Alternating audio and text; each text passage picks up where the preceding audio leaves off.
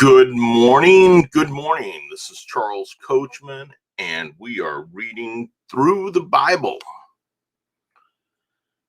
reading through Proverbs, and digging into the book of Luke. I am apparently 7 minutes late this morning. I have twisted my back, and I have had a difficult time getting up this morning. Just one of those things that happens. One of those things that happens.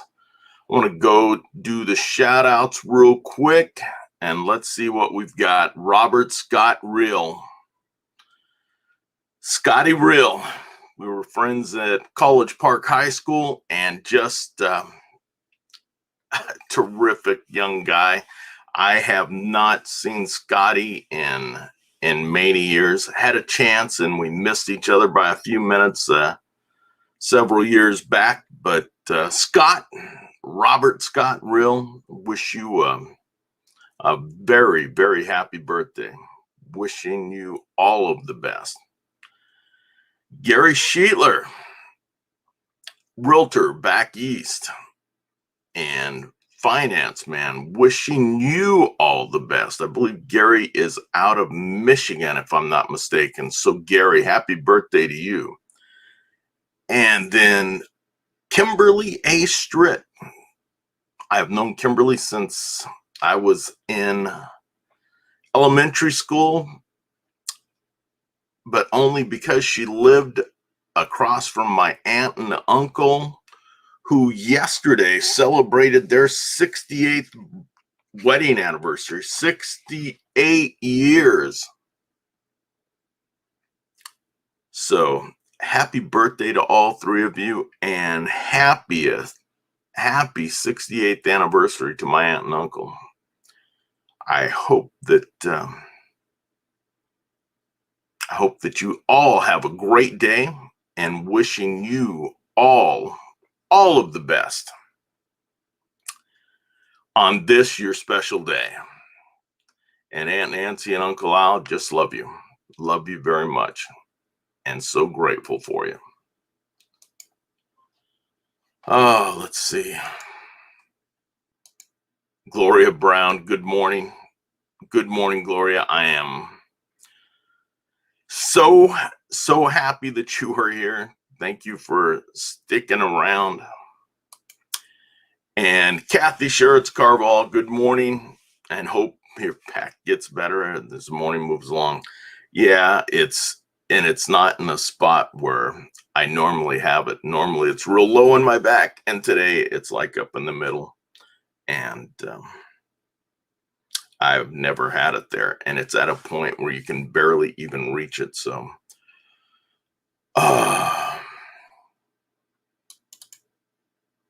so good morning. Look at that cute little face. That cute little face has to bring a smile. Just bring a smile to your face. All right, let's see where we're at. Proverbs 6:1-35, and Luke 14:16-24. And as always, put on the full armor of God. Put on the full armor of God and cover yourself each day. Let's rock and roll into that. Have myself a cup of water here real quick.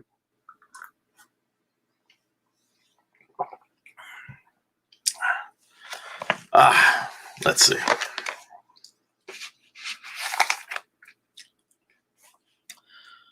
It is Saturday, February 6th. Parental counsel.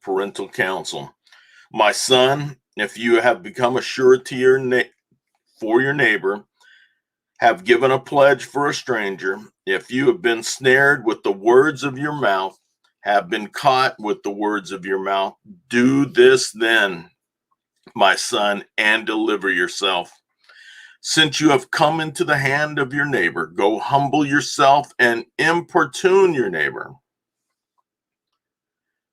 Give no sleep to your eyes, nor slumber to your eyelids. Deliver yourself like a gazelle from the hunter's hand, and like a bird from the hand of the fowler. Give no sleep to your eyes, nor slumber to your eyelids. Deliver yourself like a gazelle from the hunter's hand, and like a bird's from the hand of the fowler. Go to the ant, O sluggard, observe her ways and be wise, which having no chief officer or ruler, prepares her food in the summer and gathers her provision in the harvest. How long will you lie down, O sluggard? Will you rise from your sleep? A little sleep, a little slumber, a little folding of the hands to rest. Your poverty will come in like a vagabond, and your need like an armed man. A worthless person, a wicked man, is the one who walks with a perverse mouth, who winks with his eyes, who signals with his feet, who points with his fingers, who with perversity in his heart continually devises evil, who spreads strife. Therefore his calamity will come suddenly. Instantly he will be broken, and there will be no healing. There are 6 things which the Lord hates, yes, 7 which are an abomination to him: haughty eyes, a lying tongue, and hands that shed innocent blood, a heart that devises wicked plans, feet that run rapidly to evil, a false witness who utters lies, and one who spreads strife among brothers. My son, observe the commandment of your father, and do not forsake the teachings of your mother. Bind them continually on your heart, tie them around your neck. When you walk about, they will guide you. When you sleep, they will watch over you. And when you awake, they will talk to you. For the commandment is a lamp, and the teaching is a light, and reproofs for discipline are the way of life, to keep you from the evil woman, from the smooth tongue of the adulteress. Do not desire her beauty in your heart, nor let her capture you with her eyelids. For on account of a harlot one is reduced to a loaf of bread, and adulteress hunts for the precious life. Can a man take fire in his bosom and his clothes not be burned? Or can a man walk on hot coals and his feet not be scorched? So is the one who goes into his neighbor's wife. Whoever touches her will not go unpunished. Men do not despise a thief if he steals, to satisfy himself when he is hungry. But when he is found, he must repay sevenfold. He must give all the substance of his house. The one who commits adultery with the woman is lacking sense. He must give all. The one who commits adultery with the woman is lacking sense. He would destroy himself, does it? He who would destroy himself does it. Wounds and disgrace he will find, and his reproach will not be blotted out. For jealousy enrages a man, and he will not spare in the day of vengeance. He will not accept any ransom, nor will he be satisfied, though you give many gifts. So we are finding more instruction for the son, for our children, for our grandchildren, telling them what to avoid, telling them what to observe, telling them exactly what they need to do.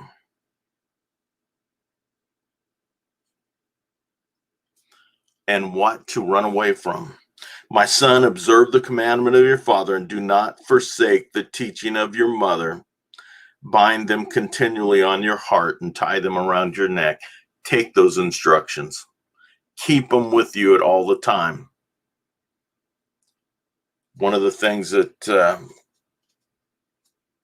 and I'm not sure where it comes from, but bury them in your heart. Bury those words in your heart. Always take that instruction and do the best that you can to avoid evil. Run away.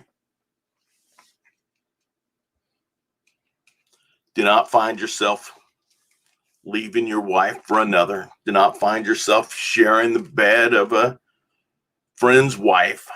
Make sure that you are leading the life that your parents have told you and that God has commanded you, because you don't want to see the ruins that you leave behind. The ruins that you leave behind, children that are messed up. People just don't understand until it's too late. Frank Nell, good morning. Good evening to you. Morning to all. Good morning, Gloria. Lynn Serrano, good morning. And good morning, Lynn. We are going to Luke 14, 16 through 24. 16 through 24, the parable of the dinner. But he said to him, a man was giving a big dinner, and he invited many. And at the dinner, he sent his slave to say to those who had been invited, come, for everything is ready now. But they all alike began to make excuses.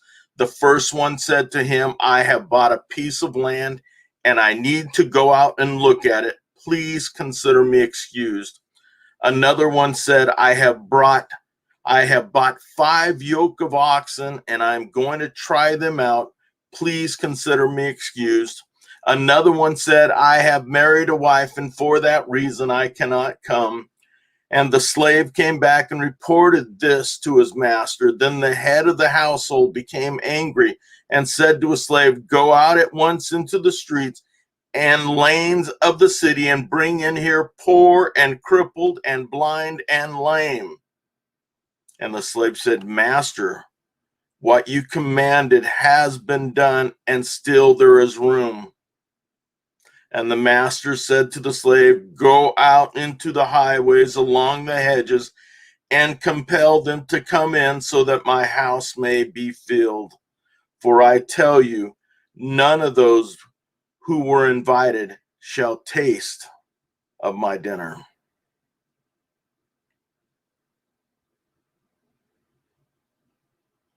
All those that were welcomed, all those that refused the meal, refused the offer of Jesus Christ, refused an opportunity to sit with him, refused the opportunity to listen to him. At that point, he let them know that if you turn away from me, you will not be welcomed in. You will not be welcomed in. That's not the life that we want.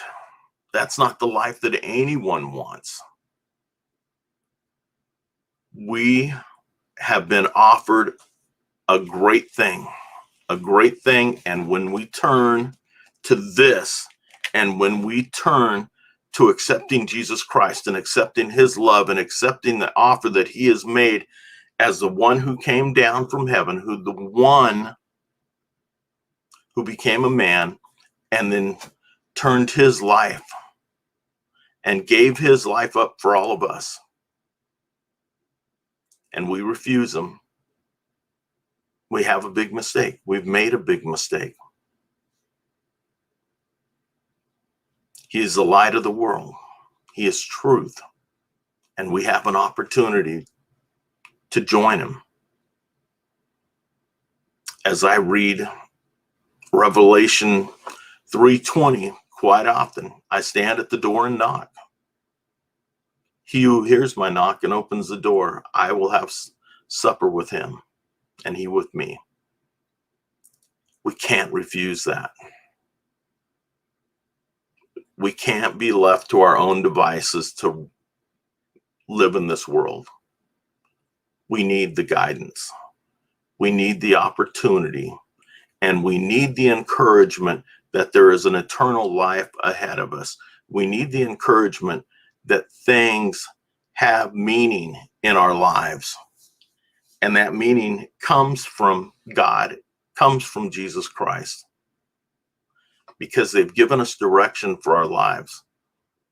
And what's life without directions, without some guidance? I've said this many times. We hear people all the time saying we weren't given a guidebook to live our lives. And that's a lie. We were given the Holy Bible. And if we decide to throw away the Bible, to not read it, to not pay attention to it, to live a life strictly on our terms, without observing the one who gave us life, then we have a problem.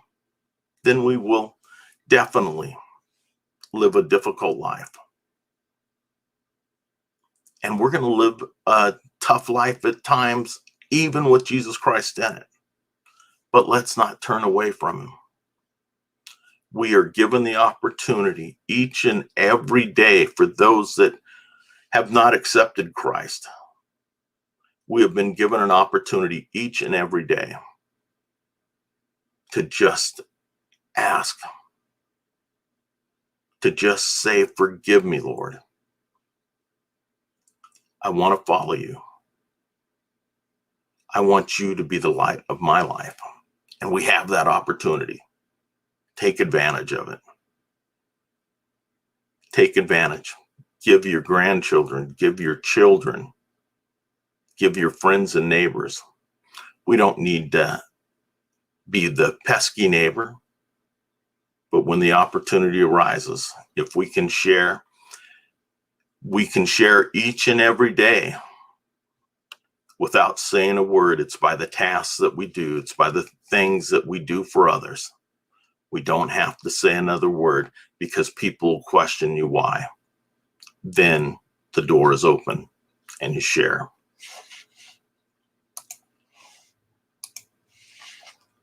Lynn, I am so happy that you are here. I had a good time listening to you and Catherine last night. You guys did a great job. And I appreciate everyone being here this morning. I am sorry that I was late, but sometimes you have a struggle getting out of bed. Sometimes when you are aching to a point where you don't want to try and get up, or when you try and bend over a sink to brush your teeth or to comb your hair, to do that kind of stuff. Sometimes it's a mess, but that's life. And we try and go through it and we make the best of it. But one way that we can make the best is by turning to Jesus Christ and letting him fill our lives. And no matter what types of pain we go through, we know that we have somebody always looking out for our best. Because sometimes our family and friends can't be there, but we have to know that there is somebody with us all the time. There is somebody with us. There is somebody that knows everything in our lives, knows everything that we're thinking, and knows our heart and knows what we're going through. And we can find comfort in knowing that. I can find comfort in knowing that, no matter what. And it keeps me on my best behavior most of the time. Most of the time, I want to wish everyone a great day. Have an awesome, awesome weekend.